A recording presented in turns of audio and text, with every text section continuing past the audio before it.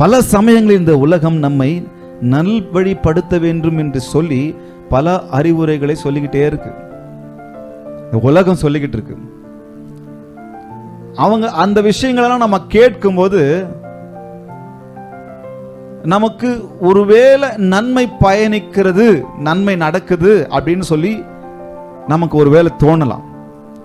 இது நல்லா தானே இருக்கு, இந்த அட்வைஸ் நல்லா தானே இருக்குது, இந்த வார்த்தை நல்லா தானே இருக்கு, இந்த வழி நடத்துதல் நல்லா தானே இருக்கு, இந்த கைடன்ஸ் நல்லா தானே இருக்கு, ஓகே இட் சவுண்ட்ஸ் குட் அப்படிதானே சொல்லுவாங்க ஆங்கிலத்தில். இட் சவுண்ட்ஸ் குட், கேட்கறதுக்கு கொஞ்சம் நல்லதான் தோணுது அப்படின்னு சொல்லி நம்ம கேட்கிறோம். சில சமயங்களில் அதை கேட்டு நடக்கிறோம். ஆனால் கடைசியில் அது நம்மை நித்தியத்திற்கு கொண்டு போகிறதா, பரிசுத்த வாழ்க்கைக்கு கொண்டு போகிறதா, அல்லது தேவனை நோக்கி ஓடுகிற வாழ்க்கைக்கு என்னையும் உங்களையும் கொண்டு போகிறதா என்பது கேள்விக்குறிதான்.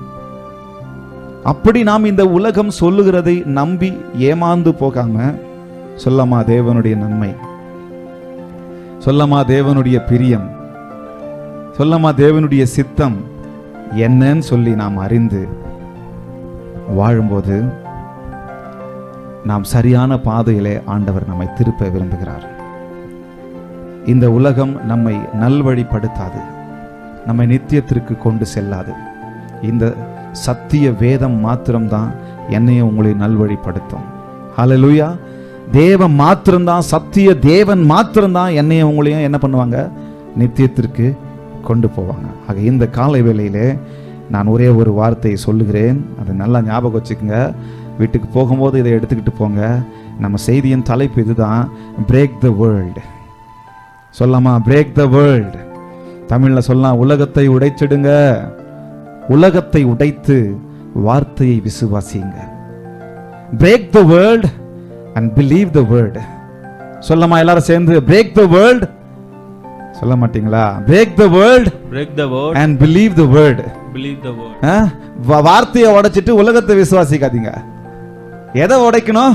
இந்த உலகம் சொல்லுகிற காரியங்களை, இந்த உலகம் சொல்லுகிற விஷயங்களை உடைத்து தேவன் சொல்லுகிற அல்லது தேவனால் அருளப்பட்டிருக்கிற சத்திய வேதத்தை மாத்திரமே நானும் நீங்களும் விசுவாசிக்கணும் என்று சொல்லி ஆண்டவர் விரும்புகிறார். கடைசியா ஒரு தடவை சொல்லலாம், break the world, believe the word.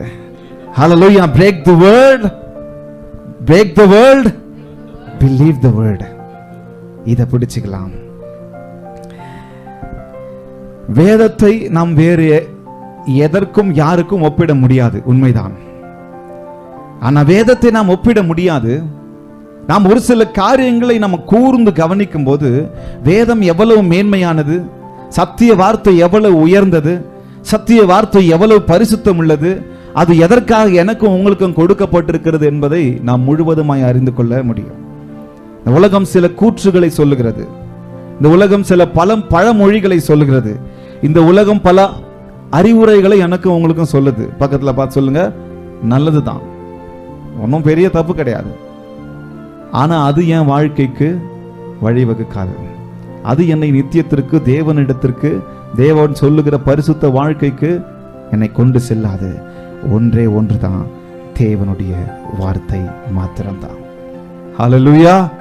இன்றைக்கு முதலாவது காரியம், world chase believe in you. இந்த உலகம் சொல்லுகிறது, உன்னை நீ நம்புப்பா. எவ்வளவு பேர் கேட்டிருக்கிறீங்க இந்த வார்த்தைய? உன்னை நீ நம்பு, உன்னால முடியாதது ஒண்ணும் இல்ல, உன்னை நீ நம்பு. இட் சவுண்ட்ஸ் குட், கேட்கறதுக்கு நல்லா இருக்கு, எவ்வளவு உற்சாகமா இருக்கு. என்னால முடியாத ஒண்ணு இல்லையா? ஆமா. கேட்ட உடனே, ஓ அப்ப எனக்கு திராணி இருக்கா, அப்ப எனக்கு பலன் இருக்கா, அப்ப எனக்கு ஞானம் இருக்கா, அப்ப நான் சாதிச்சிருவேன்ல.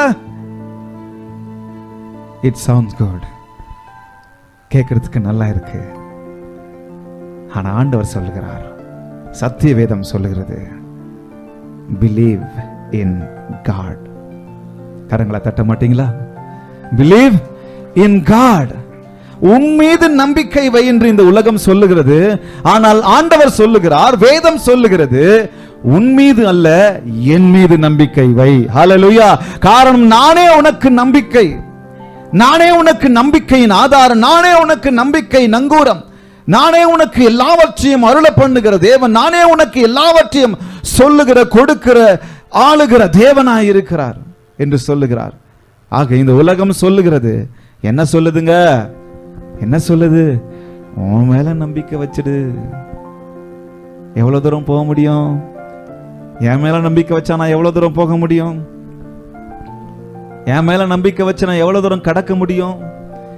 என் மேல நம்பிக்கை வச்சா நான் எவ்வளவு தூரம் நான் சாதிக்க முடியும்? என் திறமை மேல நம்பிக்கை வச்சா நான் எவ்வளவு தூரம் அடைய முடியும்? அதுக்கு ஒரு லிமிட் இருக்கு. ஆனால் என் தேவன் மீது நான் நம்பிக்கை வைக்கும் போது, அவரை நான் விசுவாசிக்கும் போது, என் வாழ்வை அவர் மாற்றுகிறவராயிருக்கிறார். தேவன் ஒரு போதும் உங்க மீது நீங்க நம்பிக்கை வைங்க அப்படின்னு சொல்றதில்லை. கிதியோனுக்கு என்ன சொன்னாரு? இருக்கின்ற பலத்தோட சொன்னாரா? இருக்கின்ற பலத்தோட நீ என்ன பண்ண? புறப்பட்டு போ அப்படின்னு சொன்னார். காரணம், உன்னை அனுப்புகிறவர் அங்க அதோட சொல்லிட்டு அதை நிக்க வைக்கல. என்ன சொல்றாரு? நீ இருக்கின்ற பலத்தோட போ. அங்க ஒரு யுத்தம் ஆரம்பிக்கிறது. 32,000 பேர் இருந்தாங்க. நான் ஃபுல்லா சொல்ல நமக்கு டைம் இல்லை, அதை நான் சுருக்கமா உங்களுக்கு சொல்லிடுறேன். 32,000 பேர்கிட்ட இருந்தாங்க. அப்போ இந்த படையோடு நீ போய் அங்க ஜெயிச்சிட்டேன்னு சொன்னா, உன் பலத்துல தான் நீ ஜெயிச்சேன்னு என்கிட்ட சொல்லுவேன். அதனால அதுல இருந்து பயப்படுறவங்களெல்லாம் குறைச்சிடுப்பா. அதுல நிறைய பேர் போயிட்டாங்க. 22,000 பேர் போயிட்டாங்க. திரும்பவும் கொஞ்சம் பேரை குறைக்கிறாரு. கடைசியில தண்ணீரை நக்கி குடிக்கிறாங்க.